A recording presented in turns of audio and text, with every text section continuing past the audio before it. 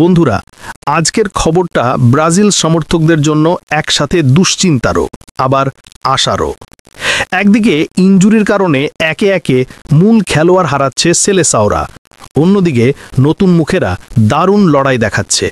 তবে একটা কথাই ঠিক, ব্রাজিল মানে শেষ মুহূর্ত পর্যন্ত যুদ্ধ, ফুটবল ফায়ার। এখন অনেকেই প্রশ্ন করছেন, ভাই এত ইনজুরি নিয়ে ব্রাজিল কি জিততে পারবে?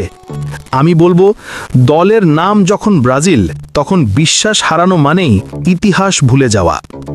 এই দলটাই তো বিশ্বকে শিখিয়েছে প্রতিকূলতাকে কিভাবে জয়ে রূপ দিতে হয়।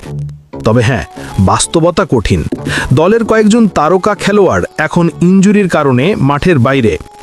তবুও ব্রাজিলের গোল করার ক্ষমতা নিয়ে সন্দেহ করা মানেই ফুটবলকে না বোঝা। কারণ এই দলটা এমন, মুহূর্তের মধ্যে খেলার মোড় ঘুরিয়ে দিতে পারে।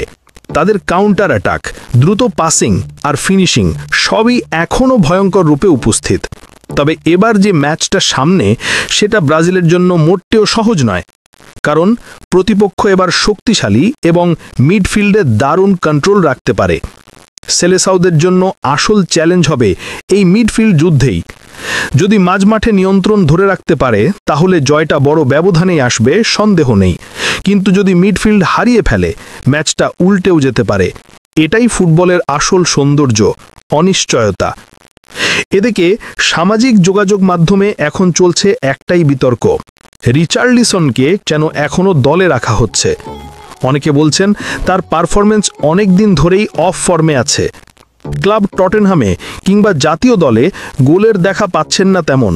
তাহলে কেন বারবার সুযোগ দিচ্ছেন কোচ কার্লো আনচেলত্তি? বিশেষজ্ঞদের মতে এর পেছনে আছে কোচের আত্মবিশ্বাস।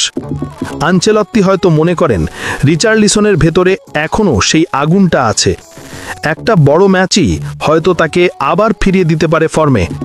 কারণ রিচার্লিসন এমন খেলোয়াড় যিনি আত্মবিশ্বাস ফিরে পেলে একাই খেলার মোড় ঘুরিয়ে দিতে পারেন।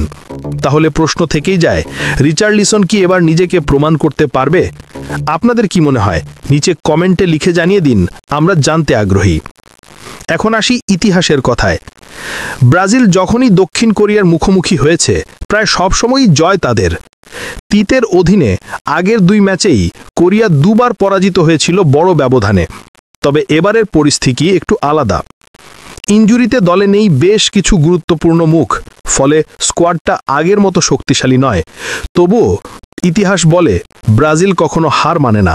তারা যত দুর্বল অবস্থাতেই থাকুক না কেন, মাঠে নামলে সেটাই তাদের সবচেয়ে বড় শক্তি। এবার চলুন জেনে নিই এই ম্যাচগুলো আপনি কোথায় দেখবেন লাইভ। কারণ টেলিভিশনে অনেক সময় এসব ম্যাচ সম্প্রচার হয় না, তাই আপনি চাইলে মোবাইল থেকেই দেখতে পারেন বেশ কিছু জনপ্রিয় অ্যাপের মাধ্যমে, যেমন ইয়াসিন টিভি, ইয়া আল্লাহ live TV, football TV HD কিংবা কোরা লাইভ। এছাড়াও ফেসবুক ও ইউটিউবের বিভিন্ন স্পোর্টস পেজে লাইভ স্ট্রিমিং পাওয়া যায়। তবে খেয়াল রাখবেন, নেট কানেকশন ভালো না হলে স্ট্রিমিংয়ে বাফারিং হতে পারে। তাই ম্যাচের মজা নিতে চাইলে আগে থেকেই ভালো ইন্টারনেট সংযোগ নিশ্চিত করুন।